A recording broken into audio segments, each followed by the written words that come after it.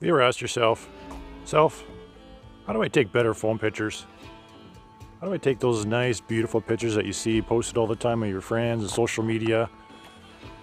And you've come to the right place, because today I'm going to give you my top 10 tips on how to become a better phone photographer. That's what's coming up in today's episode.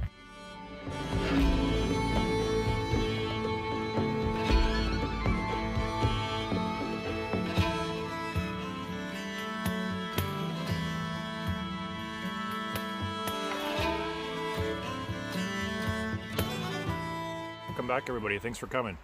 Top 10 tips I can give you to become a better phone photographer. What I'm about to share with you, if you start using these tips that I'm going to give you, I guarantee you're going to start taking better phone photos. So let's start it right off. Tip number 1, moment lenses. So in a past video I did a full review on these moment lenses, and I'll leave a link in the description below. You can check it out on my channel. But I'll tell you, anytime you put another piece of glass, a full lens in front of your current phone camera, you're going to get better photos. There's no question about it. I use the 18mm wide lens and the 58mm tele lens.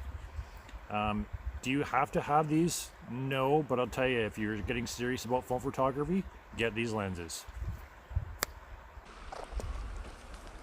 Tip number 2, ND filters and polarizers. Well, ND filters, essentially what they are sunglasses for your phone. And it cuts out the amount of light that reaches the phone sensor.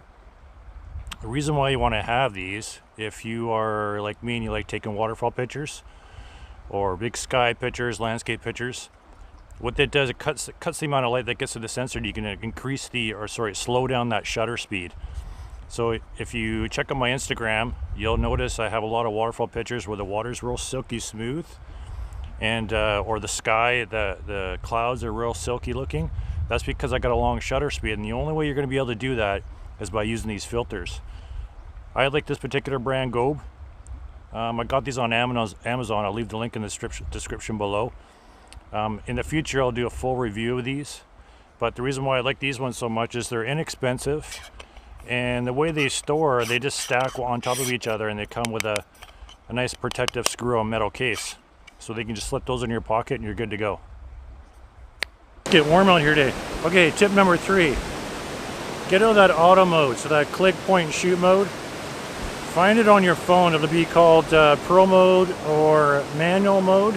On my phone it's a Samsung and it's called Pro mode.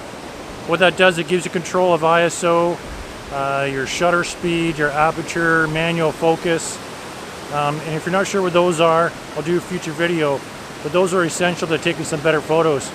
Especially if you're going to take some photos of waterfalls. I got a waterfall here behind me, you can probably hear it, but you need those functions. ISO is basically the level of measurement of light sensitivity to your phone. So the higher the ISO, the more noise, pixely, grainy look you're going to get on your phone.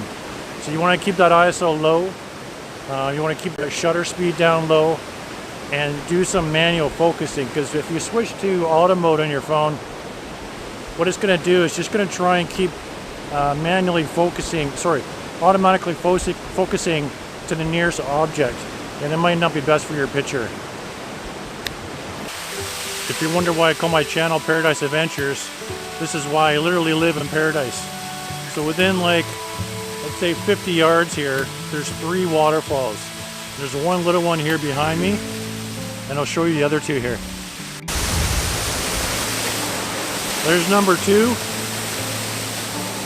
That looks pretty good, actually. I might take a picture of that one.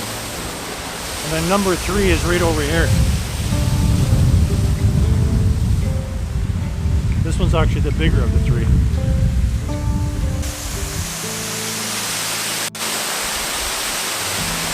There's that one there, spraying up pretty good behind me. Definitely going to take a couple pictures of these ones.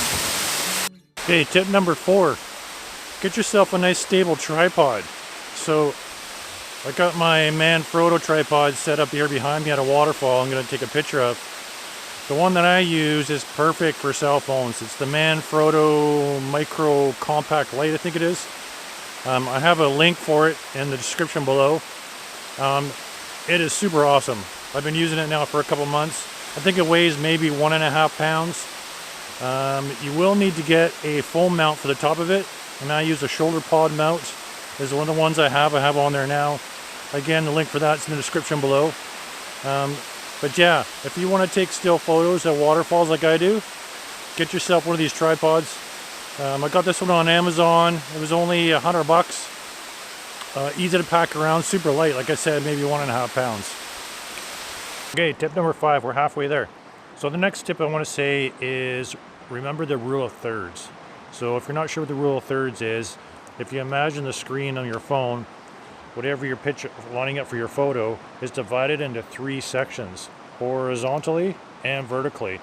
And everywhere that the horizontal and vertical line meet up in those crosses, that's where I want you to line up your main subjects of your photo.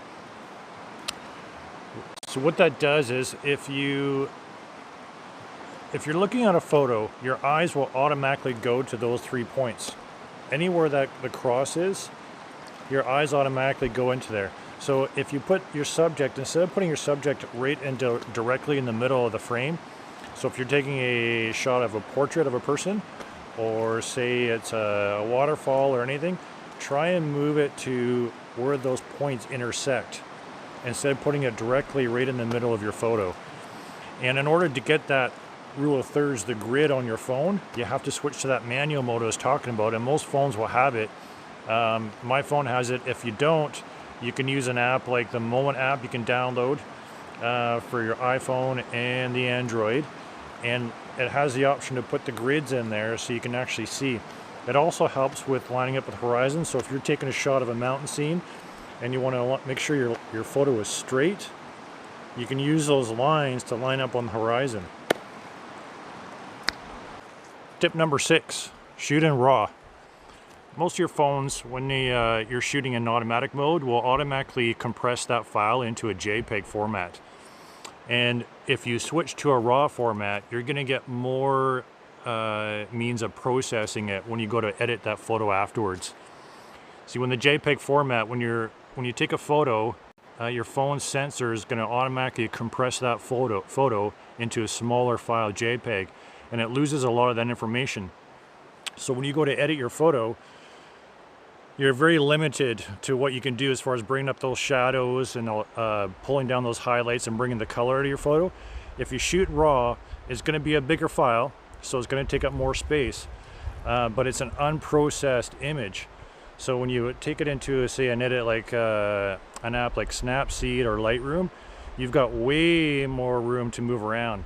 If you, for example, if you take a photo that's under exposed, it's too dark, it might look completely dark, but if you pull that into processing, you can bring those shadows right up, bring the highlights up, and you can bring that photo back to an amazing picture.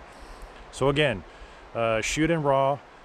On Android, it actually is a RAW format. On your iPhone, I believe they call it a TIFF, a TIFF format, which is basically the same thing as RAW. If your phone is not capable of shooting in RAW, you can switch, download an app. One of them I know is the Moment app. It does allow for RAW picture shooting. Tip number 7, the zoom on your camera phone. So my recommendation is never use that zoom.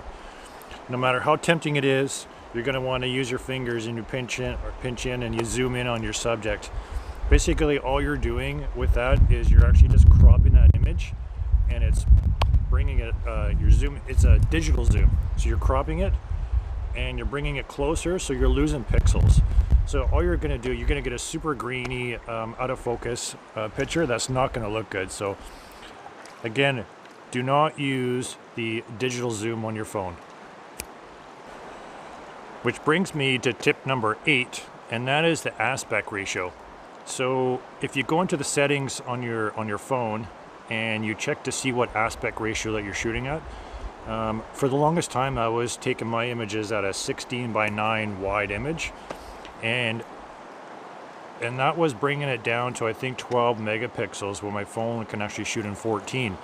If you switch it to the full aspect ratio of your phone, most of them it'll be 4:3.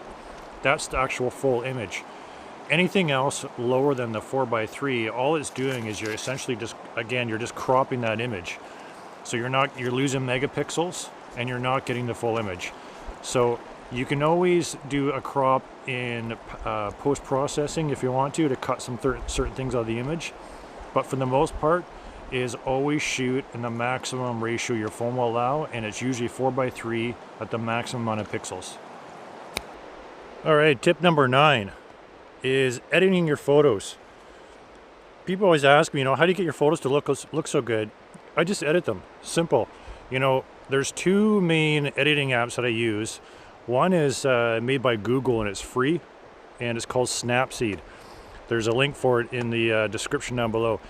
Snapseed, there's a lot of different filters on there. It's super user-friendly from the beginner all the way up to the advanced. The next one I use is Lightroom CC for mobile. That one there is a free version, but I use the paid version. I think it's like $6 or $7 a month. It's a monthly subscription. It gives you a little bit more, but again, I use both of them sometimes, or just one or the other, but all you got to do is edit your photos. This photo right here that I'll put up, I was just walking along the trail the other day and I quickly snapped a picture, and you can see the raw file there. It's actually, nothing special. Looks a little too green, whatnot. But then I threw it into the editing files, and about 5 minutes later, I ended up with this image. And what a big difference, it's something that I can be happy with. So tip number 9 again, edit those photos, use those free apps. I just came across this huge, massive cedar tree behind me here. So number 10, last but not least, is never give up. When you're starting out and you're trying to learn phone photography, don't give up. The more you practice your craft, the more skills you're going to get, and you're going to see your improvement over time. I've been doing this now for, I guess seriously now, for about 6 months. I've always been kind of into photography, but I never really got into it until I found those moment lenses for the phone. So when I look back on my photos from even like 6 months ago to now, there's such a huge difference. So keep trying. Learn the apps, learn all of those functions on your phone. Like I said, the Pro Mode, the ISO, your manual focus, your shutter speed. Play around with the different lenses I told you about. And definitely in post-processing, editing with those apps. So never give up. So thanks again for watching. If you got something out of this video, give it a like. Subscribe if you haven't already done it so. And we'll see you next time.